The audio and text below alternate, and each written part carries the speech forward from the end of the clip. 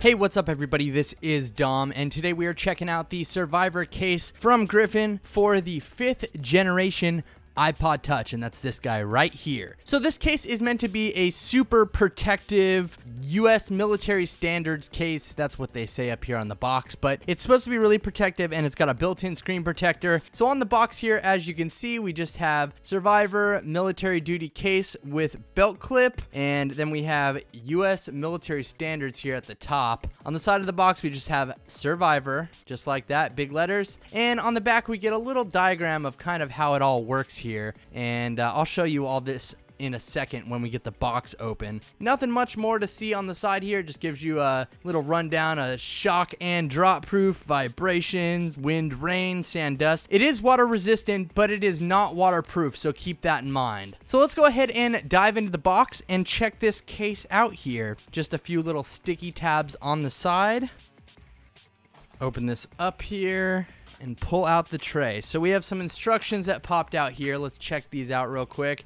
Just gives you a rundown on how to put the case on. It's fairly straightforward though, so we may not need these. So here is the case itself, and let's try to get this out of here. It's kind of belt clipped in here all awkward like. There we go. So this is the Griffin Survivor case for the iPod Touch 5th generation. It's pretty thin actually, and it's not too shabby. I really don't care much for the belt clip thing here. The belt clip I find kind of cheap. It really, I don't know, it's just kind of cheap. I wouldn't trust my iPod hanging from this on a belt, nor would I ever wear a belt clip, so that really doesn't matter. We can toss that aside. What I'm really interested in is the case here, and as you can see, it's fairly thin. In case you're curious, here is a little overview of how it compares to the 4th generation Survivor case for the iPod Touch. Obviously, it's longer, but they do look pretty much the same here. As you can see, they're pretty identical. Not much has changed. The front is not covered with rubber though. So that's something to keep in mind. Maybe it's a big deal to you, maybe it's not, but let's go ahead and put this case on the iPod here. So what we have to do here first is take off this plastic front cover here, just like that. It just pops off. So now we're gonna go ahead and stick the iPod Touch in here. We can actually just peel off all of this rubber right here and reveal just this plain plastic case, just like this guy. So once you have this out of here, you just go ahead and stick the iPod side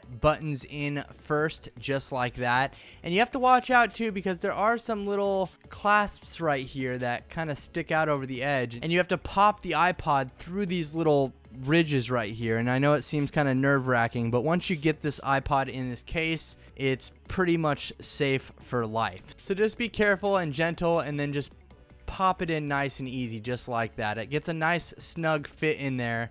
As you can see, it's pretty stuck in there. It's not gonna fall out. That's how it fits in there.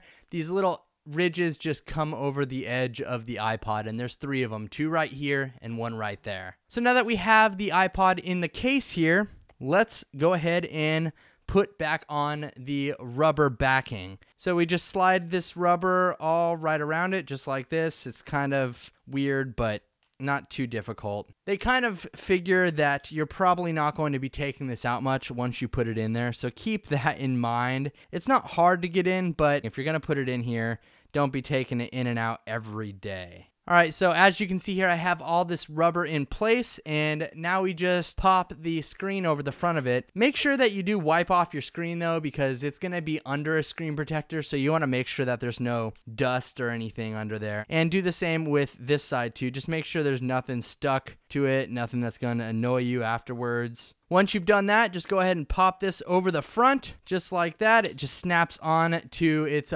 plastic brother underneath there, and we are all set to go. It's pretty good though. I'd say the screen is, it's pretty flush actually. The screen protector here is pretty flush with the actual screen of the iPod Touch, and it still keeps it fairly thin, I guess, but it does toughen it up a little bit from any drops or, anything like that. It's not going to prevent the screen from breaking, but you get the point. It is a nice protective case for the iPod Touch here. Like I said, the belt clip is nothing to write home about. I wouldn't trust this belt clip to hold the iPod to my belt. It just seems a little too flimsy for my taste, but overall, I think the case is pretty good and I highly recommend it. So as you can see here, right on the side, we do have access to the volume buttons. And on the bottom here, we actually do have a little flap we can pull up to plug in our lightning connector right there. And another flap for the headphone jack. Now on the camera here, we have this big flap that we can pull down and kind of rotate to the side like that. So it just,